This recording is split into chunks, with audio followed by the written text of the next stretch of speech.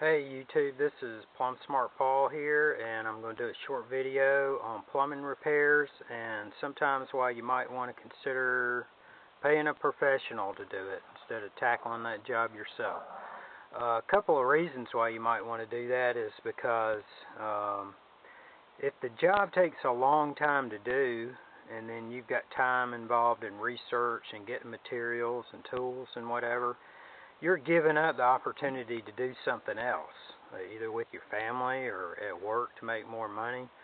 So that's called opportunity cost, and so you got to weigh that into the factor of what you think you're saving by doing the repair yourself. And then you also got to consider, well, what if I don't do this repair right and have to call a professional anyway?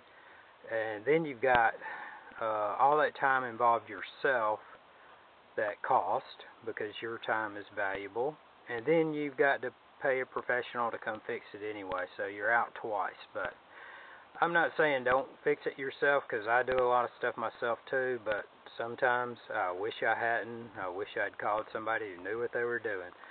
But anyway, this piece of pipe came out from underneath a kitchen sink, and I got the call, and they had leaks, and they were also getting a strong sewer gas smell. And so, you know, where I come from, this little accordion type fitting is not even legal, and the way they had it twisted up and everything, it wasn't venting properly, and it was leaking at a couple of joints. And so that caught one side of the sink. It twisted around, came over here through an elbow, and caught the other side of the sink, came down, made two sharp turns, and then that long pipe went into the wall. Well, the big thing missing from this picture is this right here, called a P-trap.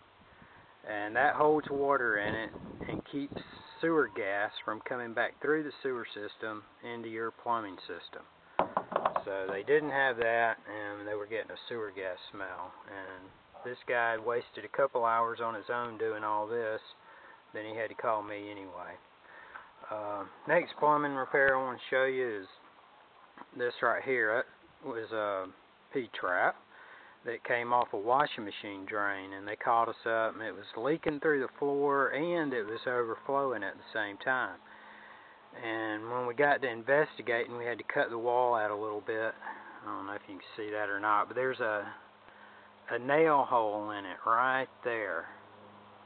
And so water was leaking out of that nail hole. So we had to cut it out to fix it anyway. And when we cut it out, I don't know if you can see that down in there, but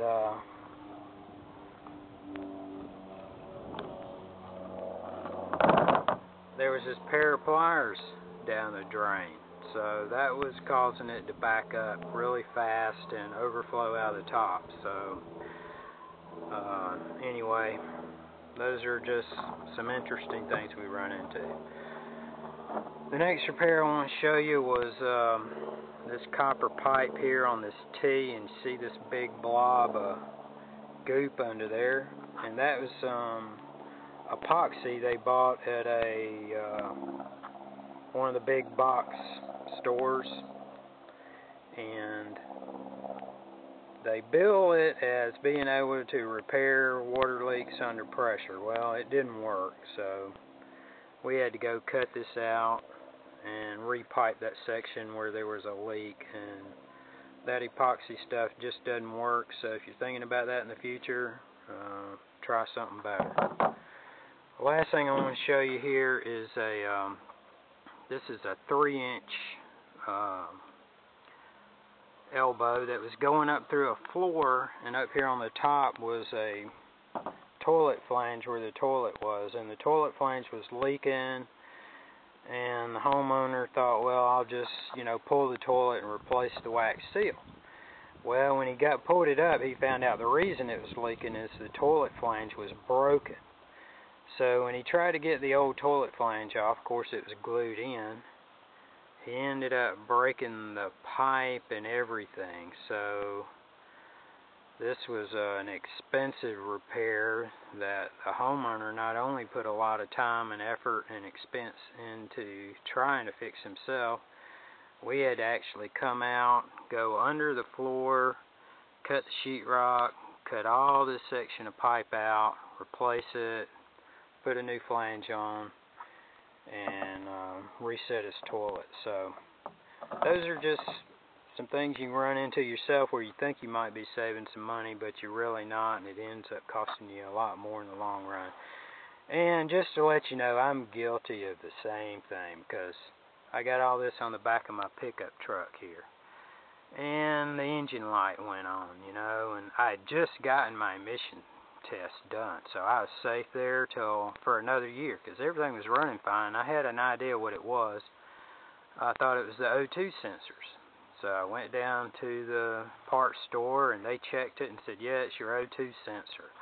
Well, come to find out, there's 4 O2 sensors on this truck, and they cost about $100 a piece, and they couldn't tell me which sensor it was. So I replaced the 2 front O2 sensors myself, and guess what? Engine light's still on.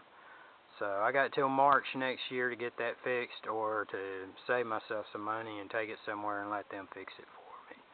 But anyway, that's all. Think twice before you fix it yourself. Plum Smart Paul out. Have a great day.